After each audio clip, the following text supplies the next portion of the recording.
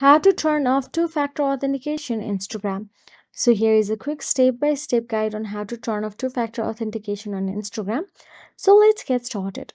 First of all you have to do is open the Instagram app on your mobile device and make sure that you are logged into your Instagram account. Once in there, tap on your profile picture at the bottom right corner of your screen and navigate to your profile section. Again, in there, tap on the three dashboard at the top right corner of your screen and navigate to the Settings and Privacy of Instagram. Inside Settings and Privacy, tap on the Account Center at the top, then navigate to your account's information. In there, scroll down and tap on the Password and Security. Then, you can simply see two-factor authentication option available there. Tap on it. Now, all you have to do is toggle off the authentication app, text message, WhatsApp if used, and confirm when prompted. Simply toggle off the switch and tap on the turn off option available there. And that is it.